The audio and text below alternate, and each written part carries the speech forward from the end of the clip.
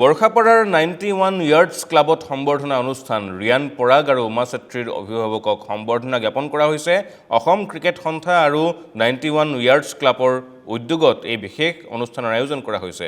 অভিভাৱক আৰু প্ৰথমজন প্ৰশিক্ষকক প্ৰদান কৰা হৈছে 1 লাখ টকাৰ চেক।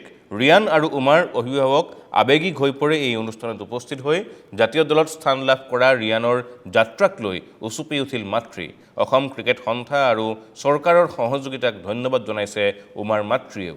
অনুষ্ঠানত উপস্থিত থাকে এছিয়াৰ কৰ্মকৰ্তা, ক্লাবৰ সদস্যসকল, BCCIৰ যুটীয়া সম্পাদক দেৱজিৎ শইকীয়াও উপস্থিত থাকে এই অনুষ্ঠানত।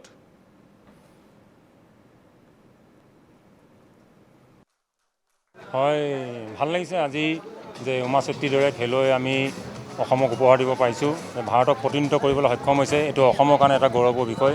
হয়, অকণমান আগতে আমাৰ পৰাগ দাস ডাঙৰীয়াই কৈ দিলে যে অসমৰ পৰা কিয় নোৱাৰে। হয়, নিশ্চয় পাৰে। আজি দেখিছে অকল ৰিয়ান পৰাগে নহয়, উমা চেত্ৰীৰ দৰে খেলুৱৈ বা ৰিয়ান পৰাগ আজি অসমৰ পৰা ওলাইছে। মই ভাবোঁ অদূৰ ভৱিষ্যতে যদি আমি ভালদৰে প্ৰশিক্ষণ দিওঁ বা অসম ক্ৰিকেট সন্থাই যদি তেওঁলোকক ভালকৈ গুৰুত্ব দিয়ে বা তেওঁলোকৰ তত্বাৱধানত ৰাখি যদি ভাল প্ৰশিক্ষণ দিয়াৰ ব্যৱস্থা কৰে, নিশ্চয় অনাগত দিনত ৰিয়ান পৰাগ বা উমা চেত্ৰীৰ দৰে বহু খেলুৱৈ নিশ্চয় ওলাব। অভাৱ অভিযোগ বুলি ক'লে আচলতে অভাৱ অভিযোগ তেনেকুৱা নাই, কিন্তু আমাৰ নিচিনা সৰু জেগা এতিয়া গম পাইছে যে বোকাখাটৰ নিচিনা এখন জেগা য'ত প্ৰায় 8 কিলোমিটাৰ দূৰত্ব অতিক্ৰম কৰি উমা চেত্ৰী যেতিয়া খেলিবলৈ আহিছিলে, সেই সময়ত আপোনাৰ বহুতো অসুবিধাৰ সন্মুখীন হৈছিলে। তেওঁ কেতিয়াবা খোজকাঢ়ি আহিছিলে, কেতিয়াবা দৌৰি গৈছিলে, বৰষুণৰ সময়ত পলিথিনত কিতাপ মেৰিয়াই তেওঁ গৈছিলে। সেই সময়ত যেতিয়া 2011 চনত প্ৰথম মহিলা ক্ৰিকেট সৃষ্টি হৈছিলে বোকাখাটত, সেই সময়ত আমাৰ লগত আছিলে বোকাখাট জিলা ক্ৰীড়ান্তৰ সন্মানীয় সম্পাদক আৰু সভাপতি আছিলে আপোনাৰ বুদ্ধৰাজ চেত্ৰী ডাঙৰীয়া, জিতেন গগৈ ডাঙৰীয়া।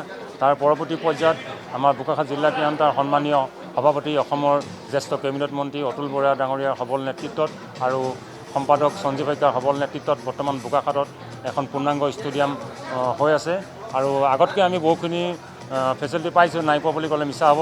আৰু এইখিনিতে মই ক'ব লাগিব যে উমা চেত্ৰীৰ সৃষ্টি মূলতে হৈছে সেই সময়ত যিসকল ব্যক্তিয়ে মোক সকলো প্ৰকাৰে সহযোগিতা কৰিছিলে, নিশ্চয় হিচাপত মই তেওঁলোকৰ নাম ল'ব লাগিব, নহ'লে এইটো মানে এটা আধৰুৱা হৈ থাকিব। সেই সময়ত নিমাই সিং ডাঙৰীয়া আছিলে ছাৰ, তেখেতে মহিলা ক্ৰিকেটৰ লগত বহুতখিনি কষ্ট কৰিছিলে।